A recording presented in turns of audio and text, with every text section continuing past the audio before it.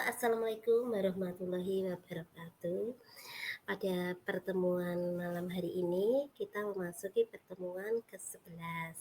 Nah, pada pertemuan kali ini, kita akan melanjutkan mengenai bab 6, yaitu komunikasi bisnis melalui tulisan. Nah, minggu lalu kita udah membahas tentang pemahaman dari ini ya, pemahaman dari direct request, permintaan pesan rutin dan positif, penilaian.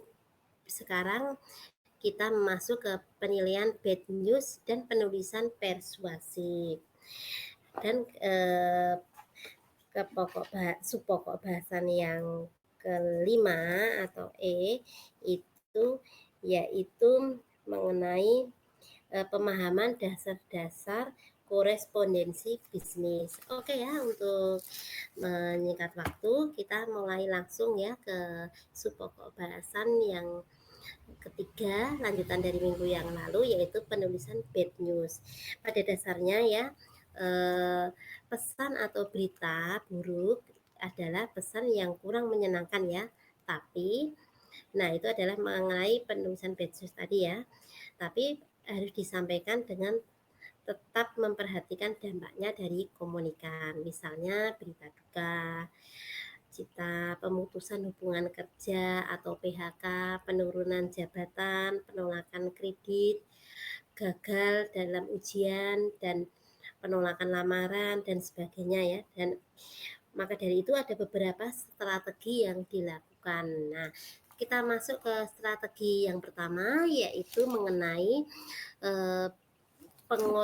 strategi pengorganisasian pesan-pesan bad news. Nah, yaitu di mana di sini ketika memberikan tanggapan atau atas keluhan pelanggan, mengkomunikasikan permasalahan tentang pesanan atau memberitahukan perubahan kebijakan perusahaan mempengaruhi citra organisasi bisnis secara negatif. Ada 3 hal yang perlu diperhatikan ya. Yang pertama yaitu penyampaian bad news itu sendiri. Yang kedua, penerimaan pesan tersebut. Yang ketiga, menjaga goodwill sebaik mungkin dengan audiens. Nah, di sini terdapat 2 hal yang perlu diperhatikan oleh perusahaan berkaitan dengan pesan yang tidak menyenangkan ini. Yang pertama, menciptakan audiens. Yang pertama yaitu menciptakan ini ya, audiens atau centered tone. Nah, yaitu dengan nada atau intonasi dalam menyampaikan bad news mampu memberikan kontribusi ya yang cukup penting bagi efektivitas penyampaian pesan-pesan bisnis yang didukung dengan 3 tujuan secara spesifik.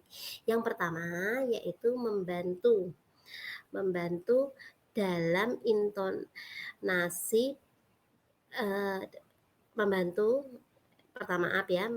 audiens mengerti bahwa bad news menggambarkan suatu keputusan yang tegas. Yang kedua, di sini yaitu membantu audiens mengerti bahwa keputusan itu adil.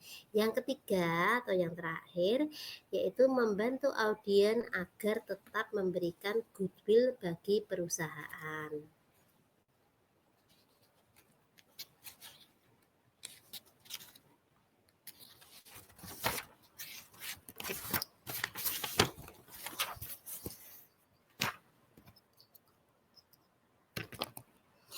Nah, kemudian memilih pendekatan organisasional. Nah, di sini ada perencanaan tak langsung, ada perencanaan langsung. Kita mulai mengenai perencanaan tak langsung, merupakan pendekatan yang familiar atau lazim digunakan dalam penulisan pesan-pesan yang mempunyai dampak kurang menyenangkan kepada audiens. Dalam pendekatan organisasional, perencanaan tak langsung ada 4 bagian penting. Yang pertama, pembuka atau penyampaian netral. Yang kedua, alasan atau penjelasan logis. Yang ketiga, mengenai bad news atau nyatakan bad news itu. Yang terakhir yaitu keempat, positif, bersahabat, dan menyenangkan. Kemudian perencanaan langsung yaitu suatu kurang menyenangkan yang diorganisir melalui perencanaan langsung. Akan diawali di sini ya, diawali dengan penyatakan bad news ya. Selanjutnya diikuti berbagai alasan dan dukungan yang diakhiri dengan penutup yang bersahabat. Kemudian suatu pendekatan dapat diterapkan ada 3. Yang pertama, penerima pesan lebih menyukai pesan langsung ke poin yang dituju. Yang kedua, pesan tersebut mempunyai pengaruh yang lebih kecil terhadap si penerima pesan.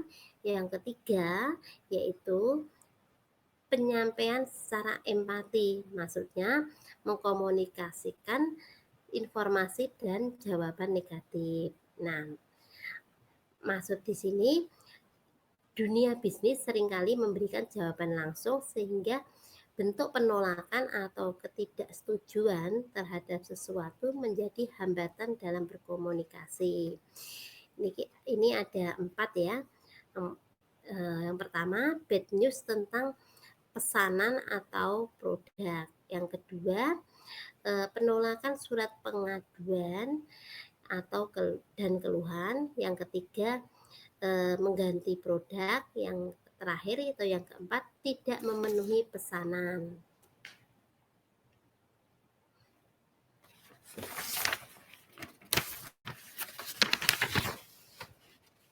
Nah, di sini ya, manajer seringkali ya dihadapkan pada suatu keputusan tidak menguntungkan bila menyampaikan bad news ya kepada karyawan ya. Suatu calon manajer mungkin ditulis dengan pendekatan langsung. Pendekatan langsung misalkan dengan penolakan menulis rekomendasi atau recommendation letter ya. Yang kedua yaitu penolakan lamaran atau job application letter. Yang ketiga penolakan kredit. Nah, dalam penolakan kredit sini maksudnya ini ya, memberikan jawaban kepada ini ya, jawaban ini kepada pemohon pemohon kredit, maka kita dapat menggunakan pendekatan organisasional perencanaan tak langsung. Nah, pada bagian awal dinyatakan secara netral, kemudian diberikan penjelasan secukupnya, termasuk adanya fakta-fakta pendukung selanjutnya. Pada bagian akhir, kita dapat menyampaikan kata penutup yang hangat dan bersahabat. Ayo kita yang mau absen, monggo silahkan.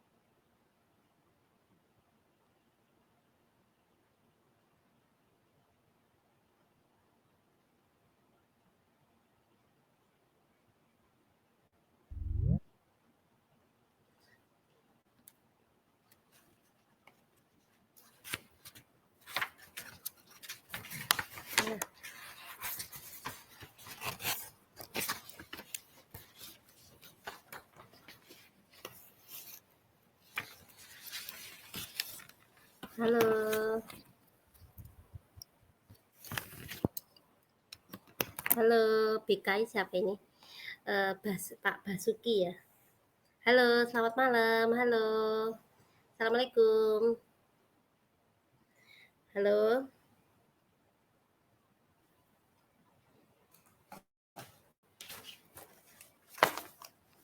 BK. Halo. Bella Karisma ya. Ayo Bella. Nah, kita masuk ke sub pokok bahasan yang keempat, yaitu mengenai penulisan pesan-pesan persuasif ya. Pesan persuasif di sini maksudnya suatu usaha mengubah sikap kepercayaan atau tindakan audien ya. Tindakan audien mencapai tujuan. Nah, secara sederhana, persuasif yang efektif adalah kemampuan menyampaikan suatu pesan ya dengan cara eh, membuat audien atau pembaca dan pendengar ini ya merasa mempunyai pilihan dan membuatnya mereka setuju. Yang perlu diperhatikan dari pesan persuasif ada 4, yaitu pertama adalah ada 3 ya, maaf. Maksud kami ada 3.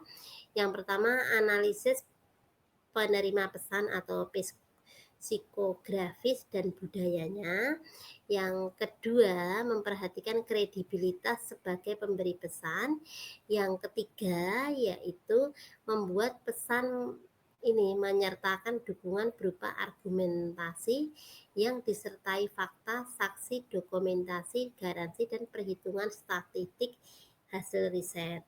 Kemudian ini ya, susunan persuasif yang diumumkan dipakai komunikasi dikenal rumusan AIDA. AIDA di sini di sini ada 4 ya, AIDA, yaitu attention atau perhatian itu sendiri. Kedua, interest ya. Yang kedua, interest atau minat. Yang ketiga, desire atau keinginan. Yang keempat, action atau tindakan. Nah, susunan pesan di sini persuasif juga berisikan kata yang dipilih dengan mempertimbangkan, seperti memilih data pemikat. Nah, maksudnya di sini yaitu pesan-pesan kebanyakan pesan-pesan persuasif itu menggunakan daya pemikat dengan logika atau logika Eples dan daya pemikat emosional atau emosi Eples untuk melakukan persuasif audien ya. Tingkat presentasi harus dihadapi seberapa jauh Anda menjual ide ya.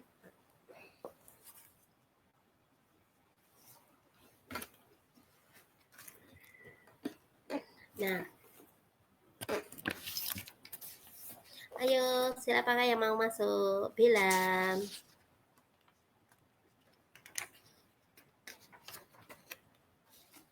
Nah, di sini ada pemikat emosional. Nah, pemikat emosional itu apa? Nah, mari kita bahas ya sama-sama ya. Pemikat emosional di sini maksudnya melakukan persuasif dengan audien dan memanfaatkan emosi yang dilandasi dengan argumentasi dalam bentuk simpati kepada audien selama pemikat emosional sangat kuat. Kemudian yang kedua ada pemikat logika. Pemikat logika di sini maksudnya ketika melihat logika audien, gunakanlah salah satu alasan sebagai berikut. Seperti di sini ada 3 ya, analogi, induksi, dan deduksi. Analogi di sini maksudnya menggunakan suatu alasan dengan bukti-bukti spesifik menuju bukti spesifik pula. Sedangkan yang kedua, induksi ini yaitu memberikan alasan dari bukti-bukti spesifik menuju kesimpulan ya, kesimpulan umum. Sedang deduksi yaitu memberikan alasan yang bersifat umum untuk kesimpulan yang spesifik.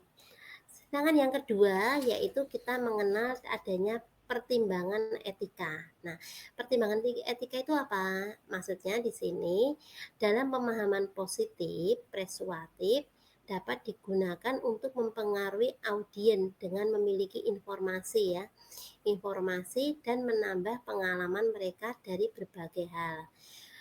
Tunjukkan suatu perkaitan ya kepada ini ya, audien dengan mengadopsi sikap audien dengan perhatian yang jujur dapat memenuhi kebutuhan minat mereka. Nah, kemudian pokok bahasan kelima atau terakhir dalam Pokok bahasan ini dalam komunikasi bisnis melalui tulisan ini adalah pemahaman dasar-dasar korespondensi bisnis. Nah, korespondensi itu apa? Atau dalam bahasa Inggris business correspondent ya, adalah sebuah kegiatan perusahaan yang berkaitan dengan surat menyurat. Nah, komunikasi di sini komunikan kegiatan surat menyurat ya, kan pada korespondensi bisa publik internal, misalnya pimpinan cabang, unit, komisaris, dan eksternal, misalkan pemerintah, pres, supplier, konsumen, customer, nah masyarakat dan stakeholder. Sedangkan korespondensi itu mempunyai 3 bagian penting. Yang pertama yaitu surat masuk, yang kedua surat keluar, yang terakhir yang ketiga yaitu file dan atau pengarsipan. Ayo silahkan yang mau masuk, ayo silahkan Mbak.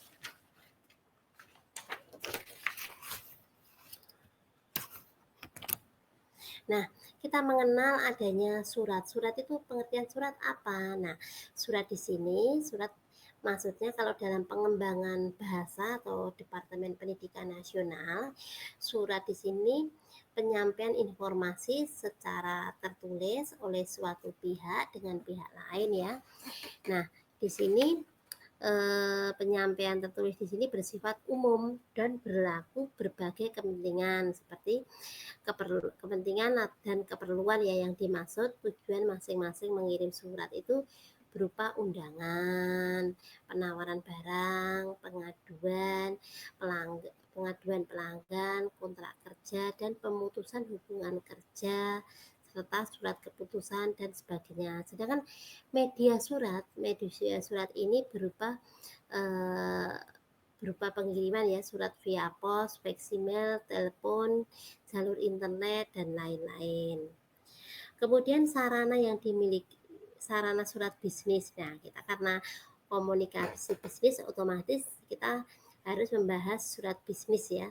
Sarana surat bisnis memiliki beberapa fungsi ya, seperti surat bisnis berfungsi sebagai wakil atau duta ya, pengiriman surat dalam kaitannya dunia bisnis. Surat bisnis berfungsi juga membawa pesan-pesan bisnis dari pengiriman pesan dari ke pihak lain. Sedangkan yang kedua yaitu alat untuk menyimpan, memberitahukan, terus permintaan, permohonan dan buah pikiran atau gagasan berkaitan dengan masalah bisnis ya. Misalnya ada pemesanan produk, surat penanggihan, surat penagihan produk baru dan lain-lain ya. Kemudian yang ketiga di sini yaitu alat bukti. Alat bukti di sini misalnya dengan perjanjian jual beli, surat perintah kerja, surat kerjasama. Yang keempat dari sini yaitu alat untuk mengingat. Mengingat di sini misalnya surat bisnis diarsipkan pada saat dibutuhkan surat-surat dapat dilihat, dicek kembali untuk mengingat berbagai kegiatan yang telah ditentukan masa lalu dan sebelumnya. Yang kelima yaitu bukti sejarah atau historis ya, misalkan izin pendirian usaha, surat kepailitan usaha, surat penggabungan usaha. Surat bisnis juga catatan berharga sebagai bukti historis ya, historis dalam dunia bisnis. Yang keenam yaitu pedoman kerja, misalkan surat keputusan dan surat perintah tersebut berfungsi sebagai pedoman dan atau acuan melakukan suatu kegiatan bisnis. Yang ketujuh atau yang terakhir yaitu sebagai media komunikasi surat.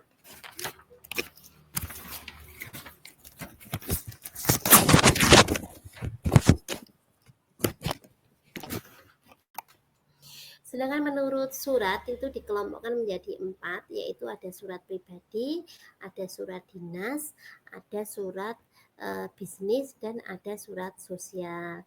Surat pribadi sini maksudnya surat yang dibuat seseorang menyangkut kepentingan atau hal-hal yang kepentingan atau hal-hal personal atau pribadi, maka jenis surat ini tidak memiliki format baku dan cenderung informal. Sedangkan surat dinas di sini maksudnya yaitu surat yang isinya untuk kepentingan tugas-tugas ini ya, untuk kepentingan ini ya, tugas dan kegiatan dinas instansi pemerintah yang berkaitan dengan kegiatan kedinasan, bersifat formal, dan surat dinas memiliki format penulisan baku ya, yang digunakan dalam penulisan korespondensi suatu instansi tertentu.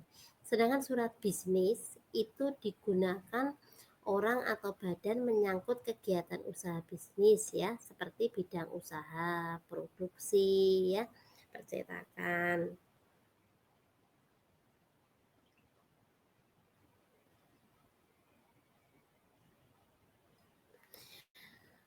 Kemudian ini ya,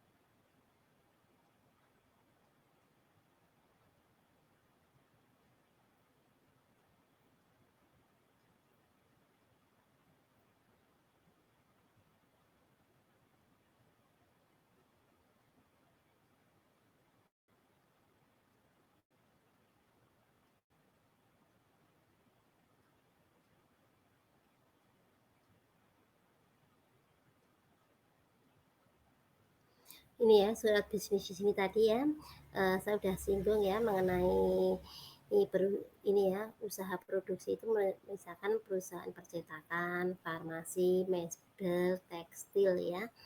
Kemudian ini ya, surat bisnis ini juga ini ya,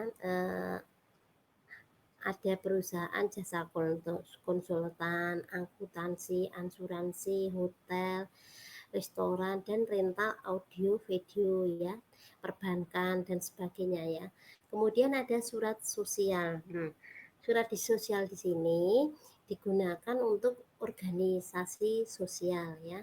Misalkan lembaga-lembaga sosial yang berkepentingan seperti ini ya, bagi masyarakat dan umumnya, seperti ada surat pemberitahuan kepada instansi terkait, ada surat permohonan dana, serta ada ucapan terima kasih kepada donatur, ada surat undangan untuk menghadiri ataupun hari-hari besar.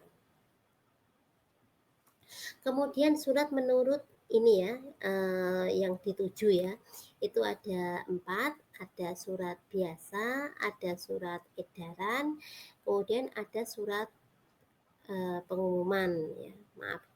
Yang dituju tadi ada 3 ya, maaf ya Ibu, saya keliru. Surat biasa, edaran, pengumuman ya.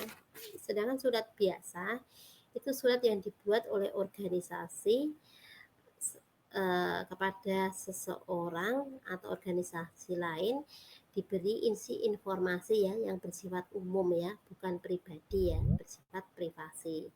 Kemudian surat edaran, halo Mbak Bella. Surat edaran di sini surat pemberitahuan yang tertulis disampaikan seseorang atau lembaga dalam jumlah ini ya, dalam jumlah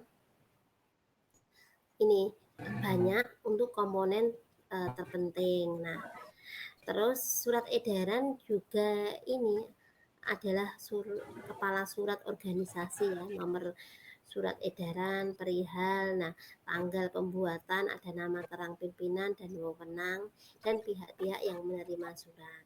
Kemudian yang ketiga yaitu atau yang terakhir dari surat ini tadi ya, sasaran surat adalah surat pengumuman. Surat pengumuman di sini maksudnya berisikan tentang hal-hal yang diketahui pegawai atau karyawan atau organisasi ya. Ini mengenai ini ya, atau masyarakat luas ya, misalnya mengenai pengumuman perusahaan tentang dibukanya lowongan kerja, surat pemberitahuan untuk mewaspadai munculnya produk tiruan, dan surat pemberitahuan misalkan ada.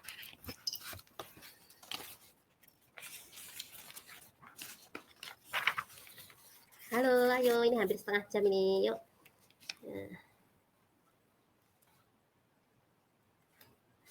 Halo, halo.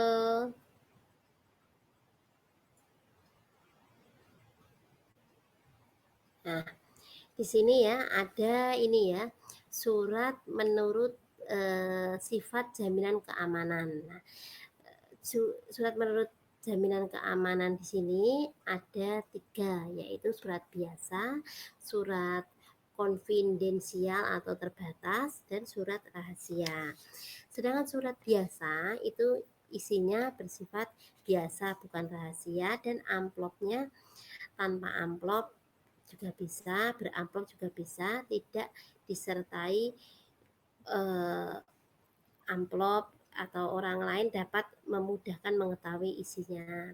Sedangkan surat konfidensial atau terbatas ini ya surat yang termasuk di dalam kalangan, misalkan ditujukan untuk pejabat ya, pejabat atau tertentu ya, bukan untuk disebarluaskan ya secara luas atau organisasi, misalkan hasil rapat pimpinan, hasil penilaian manajer, dan surat keputusan kerja. Yang ketiga yaitu surat rahasia ya. Surat rahasia sini hanya boleh dibuka dan dibaca oleh pejabat ya, organisasi ya. Pejabat yang dituju mempunyai hak untuk membuka dan membacanya. Kemudian ini ya, menurut urgensinya surat itu dikelompokkan 3, surat biasa, surat segera, dan surat kilat. Kalau surat biasa kan pasti udah dengar ya, yang biasa tidak berperang, dengan biasanya dibubuhi dengan perangko, biasanya standarnya minimal pengiriman surat, tidak diberlakukan secara khusus. Nah, kemudian surat segera di sini memang memerlukan penanganan cepat ya, yang dilakukan dengan segera. Kemudian kalau surat kilat ini memerlukan penanganan sangat segera, harus didahulukan dan memperoleh perlakuan khusus daripada surat-surat yang lain. Oke?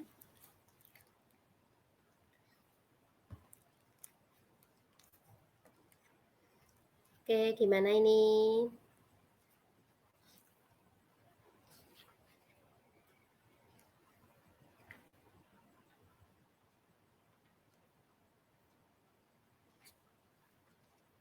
Kalau bagian-bagian secara umum surat pasti kalian udah tahu ya, bagian ada kepala surat, kemudian ada tanggal surat, ada nomor surat, kemudian ada nama dan alamat, kemudian ada salam pembuka, ada isi surat, ada salam penutup, ada tanda tangan, ada tembusan, ada inisial ya. Inisial ini biasanya sandi yang tanda pengenal, kemudian bahasa surat. Nah, itu adalah bagian-bagian dari surat. Nah, kalau bentuk-bentuk surat pasti udah bisa ya, udah bentuk menggantung atau hanging paragraf ya. Oke, pertemuan cukup sekian ya.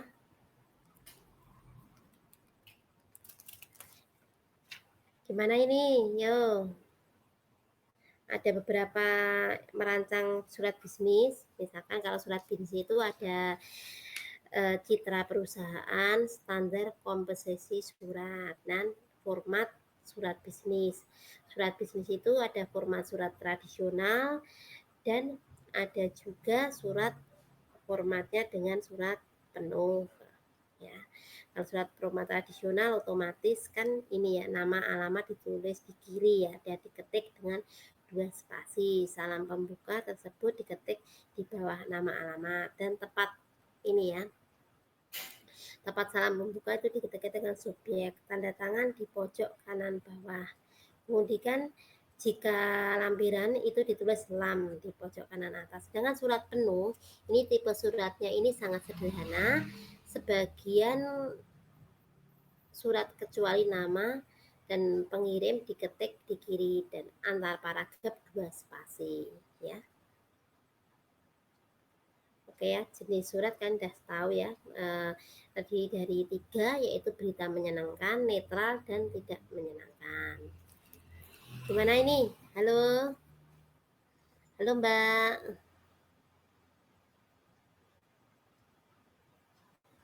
Oke? Halo?